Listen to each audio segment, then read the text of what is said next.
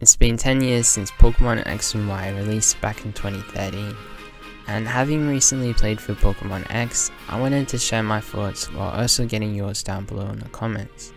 As the public opinion of Gen 6 is pretty divisive, maybe not as heated of a discussion as the 7th generation games or Sword and Shield, or even Gen 9 now, but the public opinion of these games are still very divisive, as it did bring many advancements to the Pokemon series: customization, multiplayer, 3D, ride Pokemon I guess, but it also took a massive step back in the eyes of many, and some people even believe that this was the start of the end for the Pokemon franchise. So as every video essay does, we have to go all the way back to 1990, no I'm joking, but I do want to quickly touch on the year of release, as Pokemon had just executed one of the best generations, at least in retrospect, with Pokemon Black 2 and White 2 heralded as some of the most complete Pokemon games ever, with a ton of new features and post-game content. And one of the most respected and appreciated features of Generation 5 was the focus on character development and maturity. There was a clear concentrated effort to appeal to all ages to ensure players didn't, as Junichi Masada put it, graduate from Pokemon.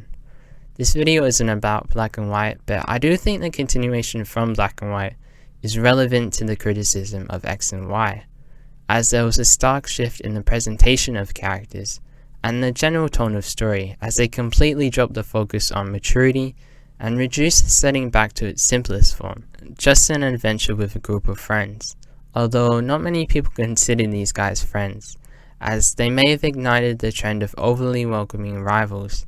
There had been plenty of compassionate, friendly rivals in previous games, but this group did take it to a whole nother level. Now, having said that, you might be surprised to hear that I don't actually hate this group, and I think there might actually be something to admire about them. And I personally don't mind that for one game, they boiled it down to the simplest form of a journey. Just you and a group of friends all discovering the world together and finding your treasure, I guess. Some would argue that their only character development was them going back to what they know and love most, which is mostly true, I guess. It's a bit harsh. I think they were definitely better for the journey, and when you think about it, their character arc is actually very true of life. There have been plenty of people who have gone on a great journey of discovery to find they actually just love the comfort of their current life and don't want to be anything else, in this case a trainer. I know for me, I've tried a ton of different games this year, and have concluded even throughout all of these journeys that Pokemon is still my favorite game, but that's a discussion of another. It's easy to disregard the amount of rivals as a negative, but as these comments have made me realize, through this they were able to represent different types of players. Shauna being a more casual player, simply wanting to have fun and experience the journey with friends, so much so that at the end of the game she decides to go on a whole new adventure in a different region. But she's still not that interested in becoming a serious trainer, instead just appreciating Pokemon for their cuteness. Likewise, Trevor and Tiano are never that convincing as trainers, and pretty quickly find themselves back to what they know and love most, filling out the Pokédex and dancing. Your rival Serena or Callum, on the other hand, is the most determined and makes it the furthest as a trainer, although it's unclear if she even challenges the league. And while Serena does hate losing and really wants to rival us, I never really got the sense that there was this burning desire to get the upper hand on us, which some rivals definitely have. And this is what I mean from going from Black and White, where the characters' motives are a lot more clear and their arcs are much more carefully constructed to have more depth. Like, in general, I think the dialogue lacked that sharpness and relatability that Black and White provided.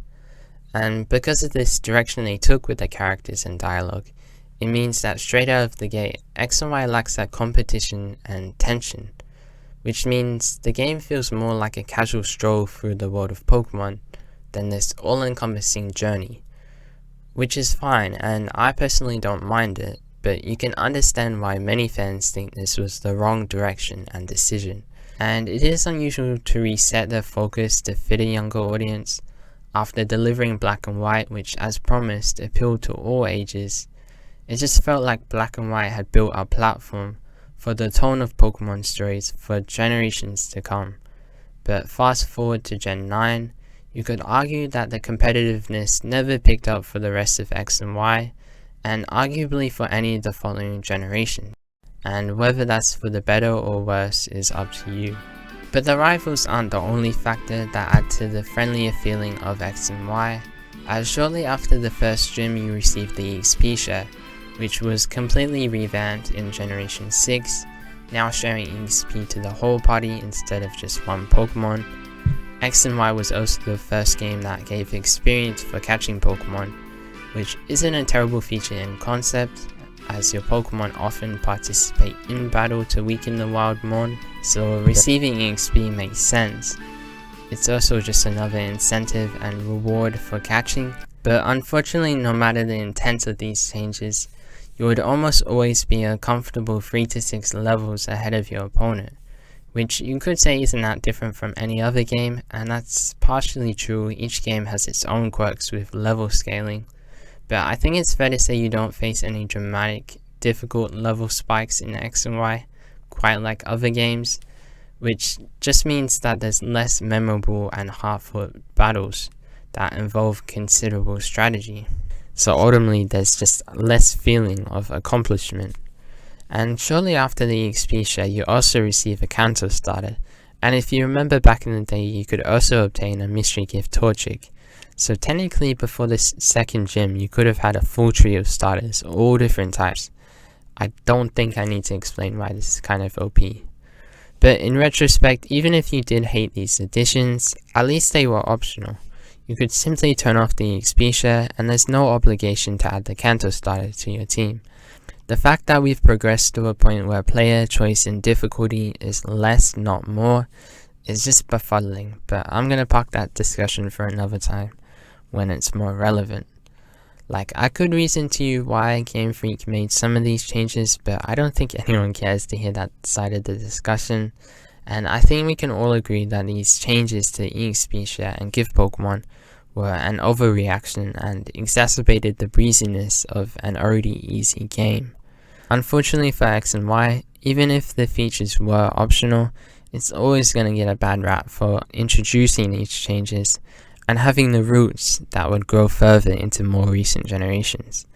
And again, these changes in culmination make Kalos feel more like a breezy, casual, stylish stroll for the world of Pokemon. Although I must note X and Y wasn't any old stroll, it was Pokemon's first ever attempt at 3D. And again, this was a very divisive and now dicey decision, which yet again either leaves you feeling like Pokemon X and Y was the beginning of the end, or a necessary evolution for the franchise. I know I have my views, but I'm more interested in yours down below. Whether you think Pokemon could have realistically stuck with pixel art in 2023, and if you think that would have been for the better. Because obviously you wouldn't get what you have now if Pokemon was still making pixel art games. Like seriously, you wouldn't get what you have now if Pokemon are still making pixel art games. At the time, it definitely felt like the necessary evolution to keep up with the rest of the gaming industry, and pressure had already been mounting on Game Freak to make that transition ever since Black and White could have been delayed and designed as a launch title for the 3DS. I really don't remember that much public questioning at the time either. It was kind of just acceptance and excitement. The questioning more took place internally, as art supervisor and original founder Ken Sugimori was skeptical about the change, as Pokemon was arguably leaders in pixel art, and a move to 3D would be throwing away all of their progress and core style. But seeing as they were moving on to the 3DS, Game Freak and Junichi Masada thought they might as well give 3D a go, but if they didn't like the early results, they were willing to scrap it altogether. Personally, I think the change to 3D was kind of inevitable, and I'm fine with the change simply because we got 5 great generations of pixel art that are theoretically replayable. I know practically it's more difficult these days.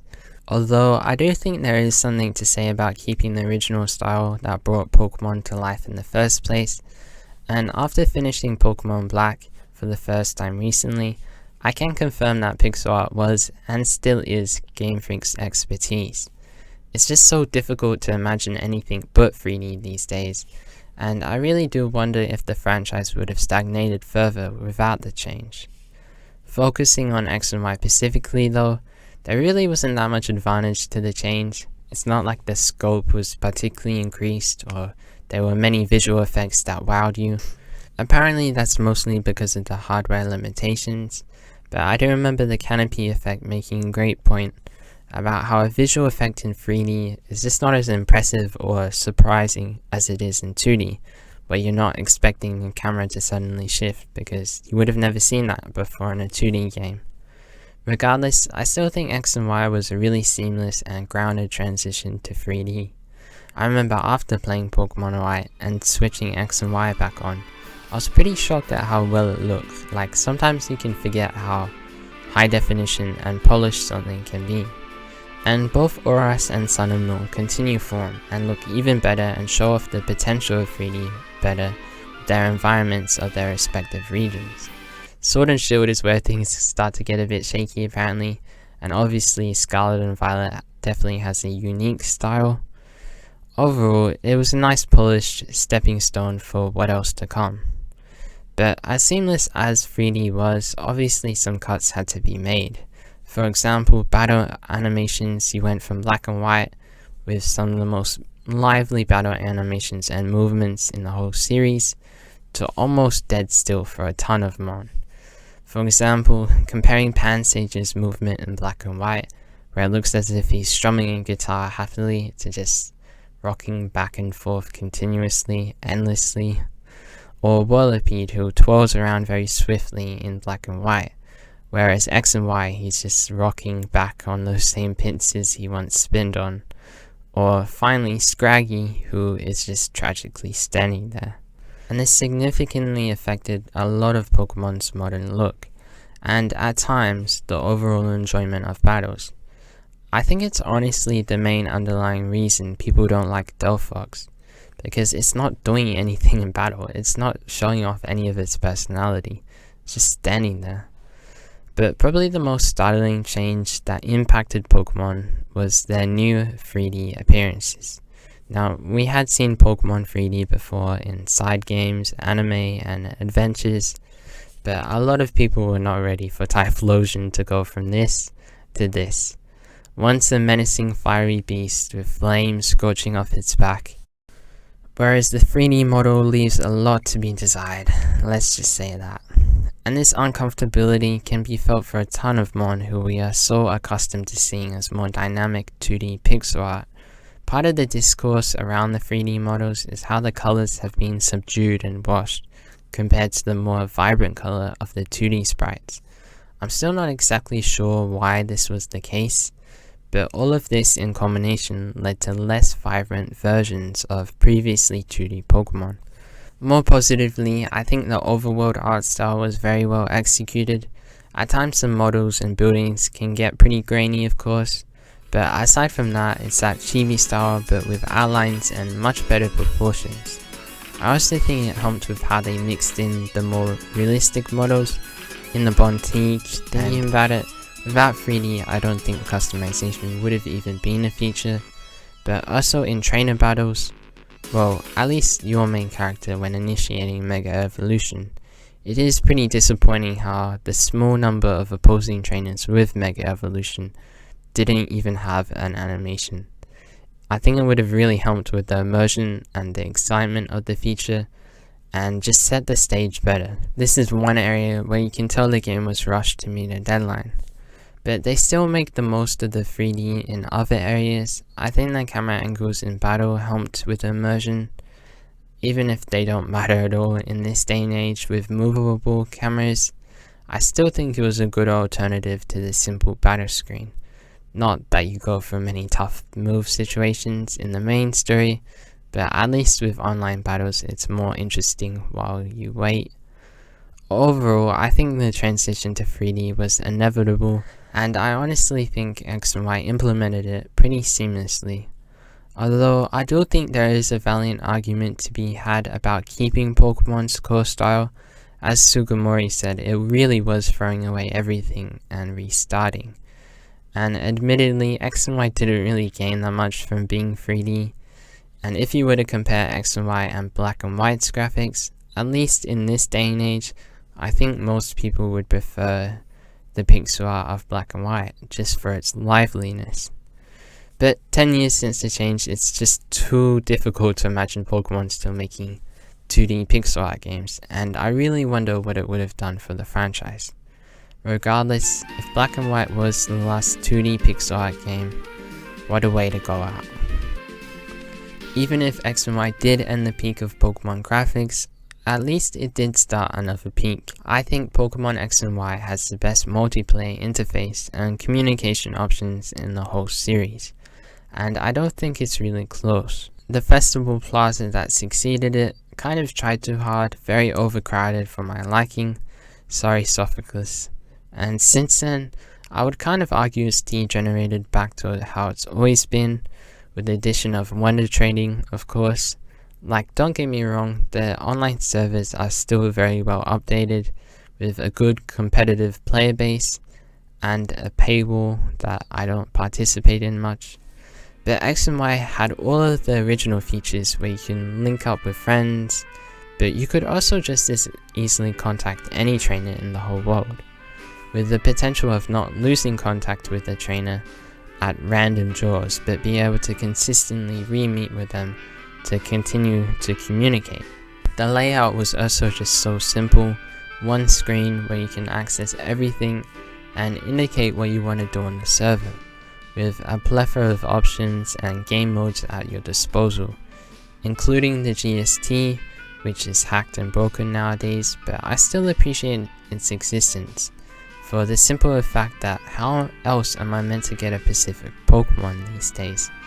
Like, for example, in Pokemon Violet, I wanted to get a Roaring Moon for my very unsuccessful Sun team, but I had no easy ways to get one. I would either have to resort to socializing in real life and make desperate attempts to see if anyone is still playing the Pocket Monsters, and even if I do find someone, I don't know how I do a link trade, to be honest. And the only other alternative is to spend 75 years wonder trading. Whereas X and Y, you can either message please Roaring Moon till someone has enough sympathy, or you can go onto the GST for very affordable prices. How convenient. In saying that, I really don't know how hacked it was back in the day, so let me know how hacked it was back in X and Y's peak. But there was also O-Power, Game Chat, PR video, and Holocaster, which was discontinued before I ever had the opportunity to use it. But at least I did get the opportunity to meet its creator before he discontinued himself. That's right, I want to have a serious discussion about Lysander and his team Flare, the most pathetic evil team to date. To have a serious discussion about Team Flare, we need to understand X and Y's main theme, beauty and style, which of course is a focus in France, and X and Y try to capture that focus with Diantha being a TV actress, the fur hairdressers, and just the general grandeur of Kalos. So Team Flare's focus on beauty shouldn't be all that surprising, and you would assume Lysander's sick dream was born here in Kalos by being so consumed by its style and beauty. His obsession to preserve the beauty of Kalos can be seen in his early conversations with Diantha, where she tells Lysander she's excited about not always having to play the star role, and not constantly having to be a role model for beauty.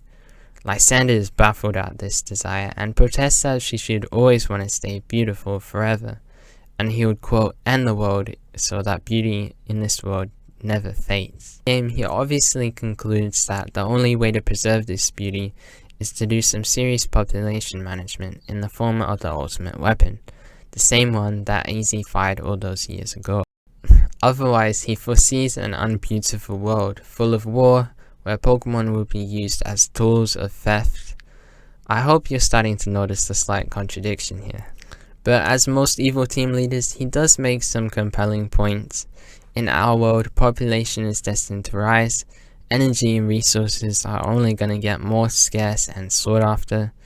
Even when Serena argues against his logic, he uses the Mega Ring as an example of how when there is only one of something, it can't be shared and will be fought over. But also, as every evil team leader, he takes it to the ultimate extreme, and his beautiful dream of Kalos is one of idealism.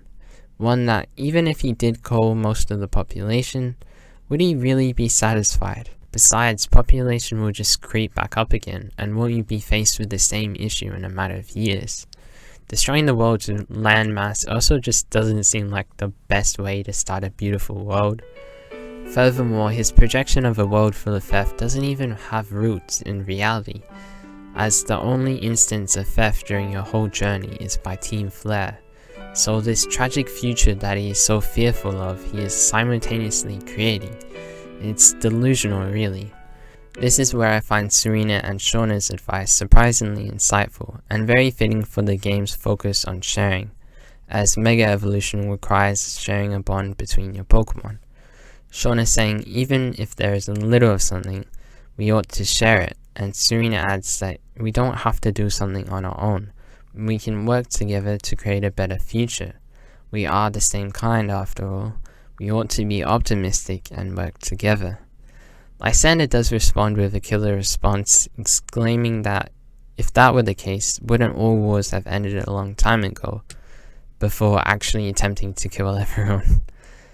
I've always found this ending confusing at best, at least in comparison to other Evil Team climaxes.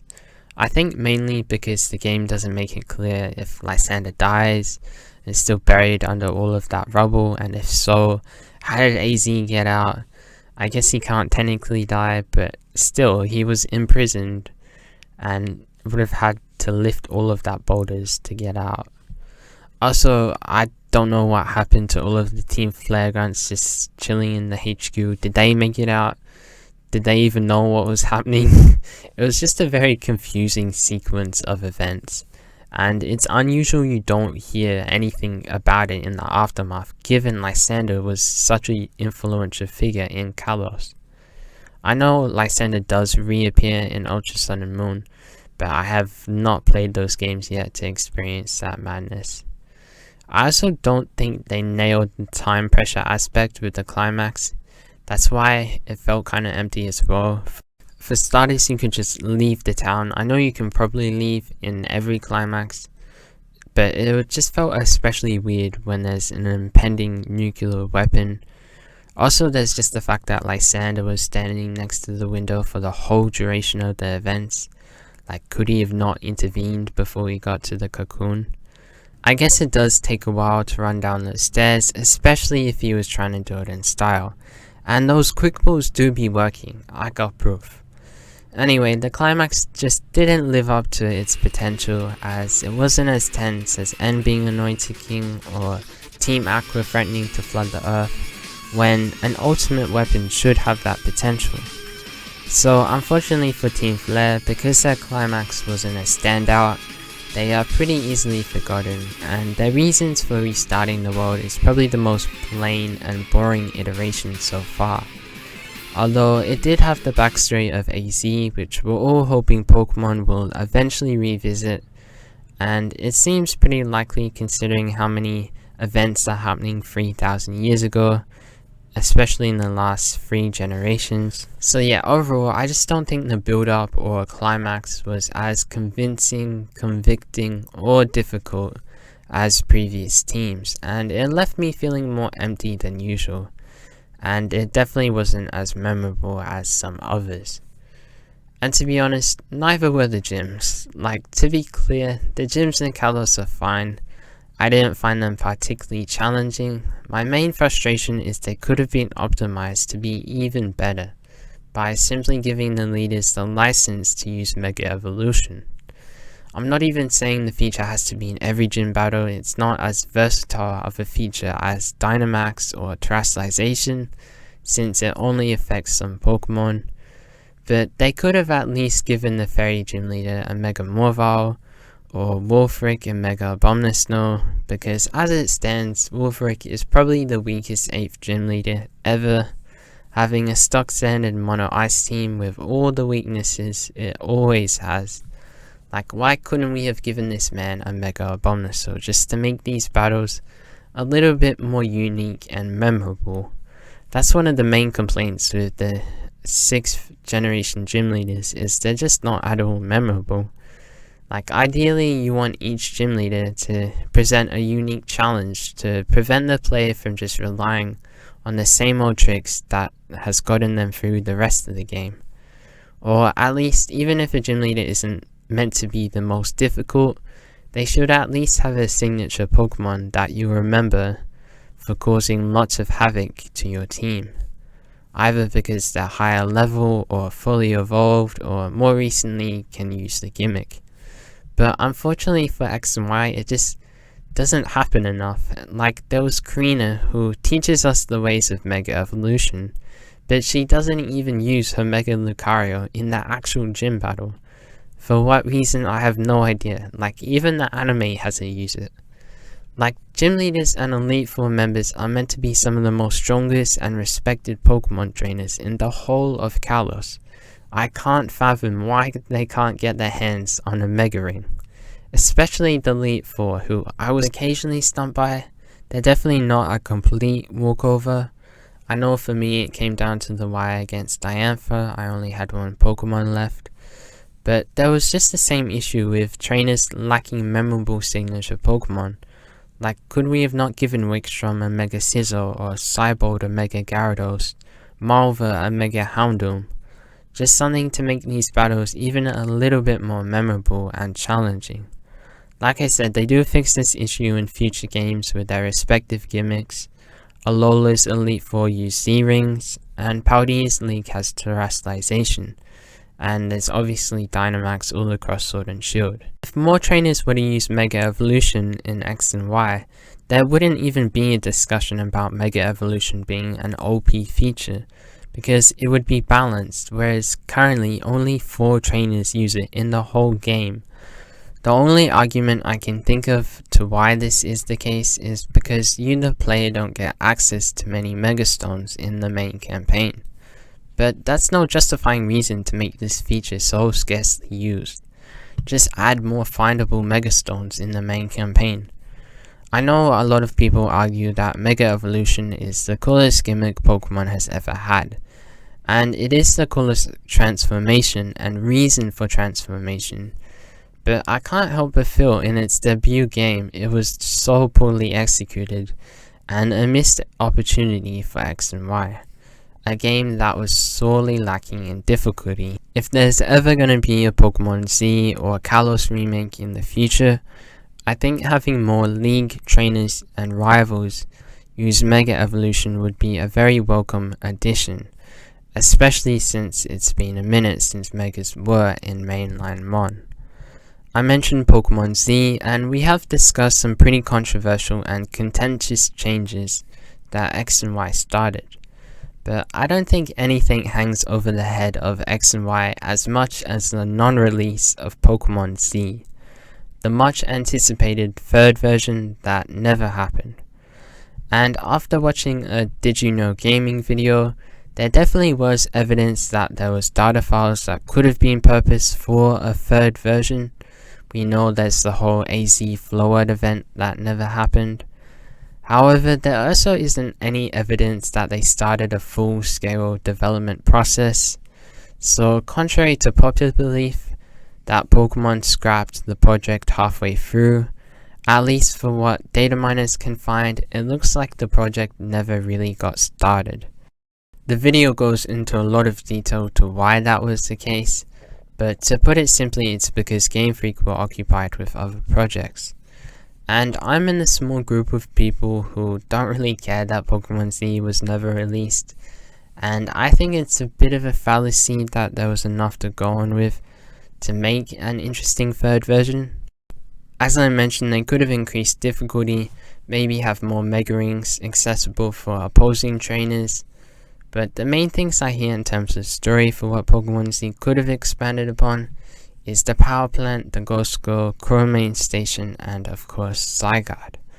But considering Team Flare had already disbanded to like a point of no return, with Lysander potentially dead along with majority of his grunts, and Zionski in international prison, as well as Malva not being at all interested.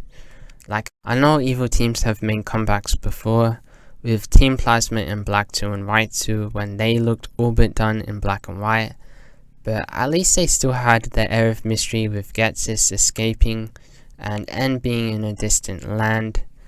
I guess they could have done a remake in Ultra Sun and Moon style with a very similar story and experience, just with a few updates here and there. But again, personally, I don't even think there was enough interesting stuff to even remodel that. Like the power plant, I just don't understand why so many people go on about the power plant. It's literally a power plant. What do you expect to see in a corporate power plant? Those look, cause they got work in there. It's a power plant. All this to say that I am excited to see what they do with the remakes, now that they've had more time and maybe more inspiration for the region. They could do a Legends game with the war chest of events happening 3,000 years ago, where we have the familiarity of AZ being a main character, or it could be a time skip similar to Black and White 2, where things have changed around the region, with maybe a new evil team, a new set of rivals, and just a new experience, with all of those coastal regions that we thought were going to be in the Scarlet and Violet DLC. Whatever Game Freak decides, hopefully it isn't a BDSP type of remake, cause yeah. Anyway, I just mentioned a few of the post-game activities, and that's the final big criticism of X and Y that I can track down, that it has no post-game. And that's what I honestly believed when I finished the game after looking around the small Kalos city and being mildly disappointed. I thought, well, this is it, and I didn't play it again for months. And that remains my long-standing frustration with X and Y's post-game, is there is such little direction and explanation of what else there is to do in Kalos. Sycamore tells you there's more megastones out there in a very vague manner. Shauna gives you a Fennekin, and that's about it. That's all the direction that you get post-game that I can remember. So it wasn't about till 3 months later when I found a Reddit page on X and Y's post-game that I discovered that X and Y actually does have quite a bit of a post-game, in the form of a very extensive looker mission. But to initiate it, you have to first go to the Battle Mason, see Sycamore Anastar, and battle against Serena, and then you have to think to go to Lumiose City, where he'll call you through his through his holocaster. And the mission itself is an absolute roller coaster of emotions, and I don't really want to spoil it in case you have still yet to play it and do all of the precursor events. I will say it was good to see Lumiose's size and scale used for once, as the mission all takes place in Lumiose City, because otherwise Lumiose has a lot of wasted space and cafes. Other than the looker mission, the postgame consists of a host of battle facilities, none of which are particularly interesting. I'm not saying they're particularly easy though. The Battle Mason is pretty much just a single player version of the Battle Subway without the scenery and stops in between. The Battle Institute makes its way over from Black and White 2, while the Battle Chateau is a unique facility where you need to rank up royal style to face honorable trainers that you otherwise can't face in the post-game, like gym leaders and the friend fleet. Although I've never ranked up high enough to even face them, as the Chateau was clearly designed to be played throughout your journey, as the early ranks you'll see Pokemon as low as level 15. I also really dislike how it has disturbing robot messages from the waiters that almost break the fourth wall. In general, it's just a really unusual facility that borderline creeps me out. The Friend Safari is also a unique addition, which again, while requiring friends, is a really good concept to integrate the very accessible online features for actual in-game rewards. The more friends you have, the more Pokemon types you can access, and most of the Pokemon have hidden abilities, which is a really good, simple system to obtain these Pokemon with hidden abilities for casual players like me. Saying it aloud like this, the postgame doesn't sound all that dissimilar to recent Pokemon postgames, although the world would feel incredibly empty if it wasn't for the online features, which carried lots of people's postgame playtime, including myself. Regardless, I still mostly enjoyed my time in the postgame, I always just enjoy exploring the region again to relive the journey and see if there's anything I missed out on. And luckily, Kalos does have some pretty spectacular locations to pass by. It may not be my favorite region. There is the criticism of the towns being pretty empty compared to the heliocentric sized Lumiose City, but there is still some of the coolest places in Pokemon with top tier music. The likes of Anastar City, Laver City, and my favorite, Xerneas City. I mentioned the 3D not necessarily increasing the scope, but the Tower of Mastery was definitely an exception. A huge spiral tower overhanging the town with a pathway alongside the ocean is really epic scenery in 3D. During the post-game, I also trained up a ton of Kalos Pokemon, and while Kalos doesn't have the biggest selection of new Pokemon, likely because they introduced so many new ones in Gen 5 and had to do redesigns for Megas, but the bunch they did add has some of my favorites like Yveltal, Noivern, and Pangoro, just to name a few. And by training, I don't just mean leveling them up to evolved. We train vigorously during the mini games. And these games are not for the faint-hearted, I can tell you. Beating your high score is a daily mission. While these games are not at all relevant in 2023, I would have spent a surprising amount of time playing these, because they were kind of fun and just a nice break from the journey. Me was also the pioneer for refresh and camps and whatever else was to come. There is probably a more relevant discussion to be had about this feature in Sun and Moon, where things become better or worse depending on your opinion. Unlike in me, the Pokemon training bags didn't make it any further than Gen 6, which is slightly disappointing to be honest, because I thought they were such a simple introduction to one of the most complicated features in Pokemon, EVs and IVs. Although I'm unsure exactly how the bags worked because I don't think it always updated the base stats. I did just recently find out that you can raise EV levels through berry mutations too through the juice shop. I never even knew the juice shop existed until recently, as it's hidden somewhere in the labyrinth of Lumiose City. And again, it is a shame that they didn't have more hidden areas to explore and just things to return to with the post-game. But I honestly can't complain too much. It's the most played Pokemon save file I currently own, and I would almost always find something that I appreciate more in the post-game than I initially did.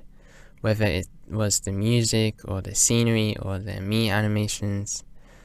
And I definitely didn't expect that level of appreciation and my 100+ hour playtime after putting it down for so long after becoming champion, thinking there was nothing to do. If anything, I think it's a greater disappointment that it didn't provide much direction for the player and lacked any continuation from the existing characters, as I thought we were meant to be friends forever. And that's the final question of this video. Can me and X and Y be friends forever? Well, obviously no, because nothing of this world exists forever. But overall, where do we land? Well, Pokemon X and Y is not my favorite Pokemon game. It didn't have the highs in story. The battles were also often underwhelming compared to games gone by. Not only because you were often over-leveled with the EXP share, but also because Mega Evolution was hardly used by opposing trainers. And on Megas, while they may have been the best gimmick concepts, I think they were also the worst integrated into their debut games, as there were very few Megastones obtainable in the main campaign. So for people who didn't want to go back and check guides, or are simply uninterested in a rather dismally communicated post-game, the feature just doesn't get utilized much. I think it would have been more advantageous if they simply hid the stones around the region in the main story, to incentivize exploration. Alternatively, they could have locked them behind optional fights against Mega Evolution Gurus that appear around the region. Heck, that could have even been another post-game storyline with additional background on how Mega Evolution works. Mega Evolution just had so much potential, and whilst I wasn't reflecting on the missed potential while I was playing the main game, in retrospect, I really don't understand why it wasn't more prominent to the core and lore of the game. and these things in combination admittedly left me feeling more empty than usual. Although luckily for me, my enjoyment isn't based on comparison. See, I don't think Pokemon X and Y compare all that well to other Pokemon games, for all of the reasons I just detailed: a more lackluster story, less intense battles, and a slightly mishandled mechanic. But a question to ask ourselves is, does Pokemon X and Y even try to compare it to its predecessors? Because literally straight out of the gate, you are met with a completely different tone of story, with a focus on friendship in such a relaxed setting that never really picks up in intensity. But at least personally, this isn't necessarily a bad thing. In fact, it may actually be a good thing. You get more appreciation from life with variety, and the same can be said true of games, with a variety of features, styles, and tone of story. Having a more relaxed game like Pokemon X and Y makes me appreciate the more difficult and intense games that are set up with conflict and have a more fluent and fast-moving story, like Pokemon Black and White. And the same is true vice versa.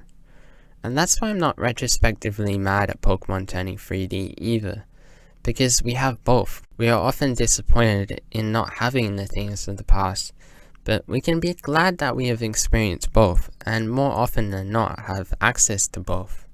Variety creates appreciation in life.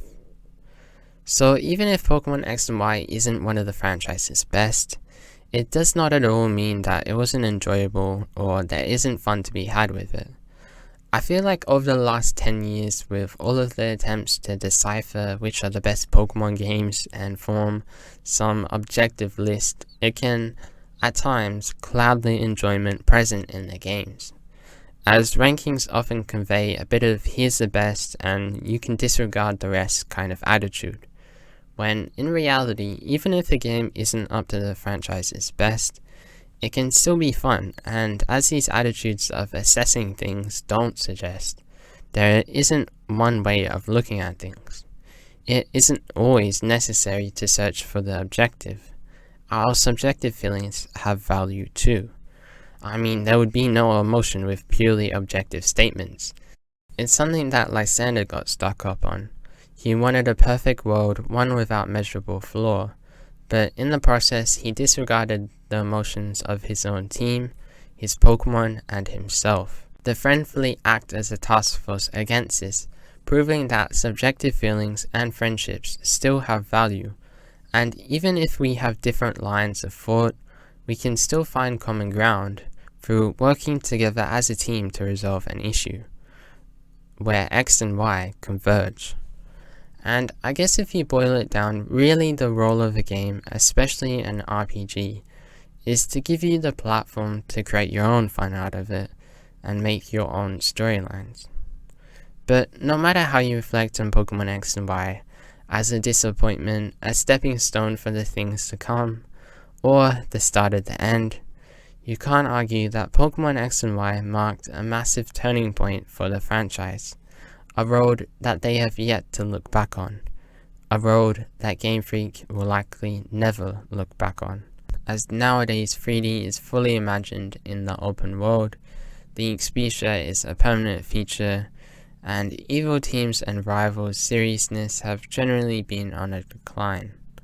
However, more positively, competitive Pokemon has become an industry of its own, a successful storm that will continue, one that I attribute to X and Y's effort for accessibility for all. It's funny because while all of these momentous changes grew out of X and Y's initial attempts, X and Y themselves don't necessarily reflect an overly ambitious title, rather something awkward in between, as it still incorporates all of the classic Pokemon tropes of a Pokemon game and plays a heck of a lot like its predecessors.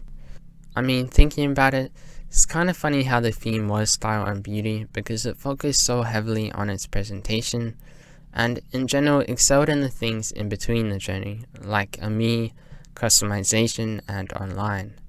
Yet, in the process, disregarded the core soulful elements like story, character development, and it was solely missing these to be able to stand on its own 2 feet and fight for itself. which is where I appreciate the games that follow, as they're a little more distinguished in their approach, story, and innovation to the franchise. And this is why viewing X and Y as a stepping stone is completely reasonable.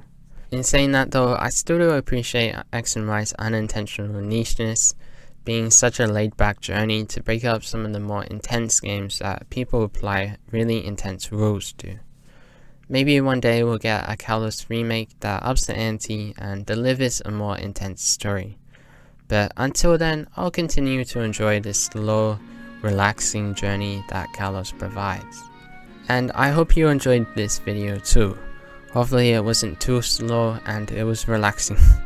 As I said at the start of the video, I'm very much interested in your opinions of X and Y down below. As you've probably noticed, I tried to take a bit more of a balanced approach with this one. I feel like the assessment of these games can kind of fall too far in the hate direction, so I wanted to go into a little bit more depth about why that is, and whilst I did end up agreeing with majority of the status quo's views, I wanted to stray away from making the overcorrection and saying this game is trash, because realistically we all played it and had a decently enjoyable experience. Its best features glisten like the Anastar City Stone, customization, music, online communication. This is one of the most accessible and welcoming games, and it's easy to understand how this was the first game that got people interested in the franchise. Hence, this remains many fans' favorite Pokemon game. But the issues do dimmer things like Laver City's haunted house, and you can see why also this was the first game that put people off the franchise and left them rather dismayed. No matter where you stand, you can't argue that Pokemon X and Y marked a change in the franchise, a shift in direction that would continue to grow for the generations to come, and whether that change was for the better or worse is up to you.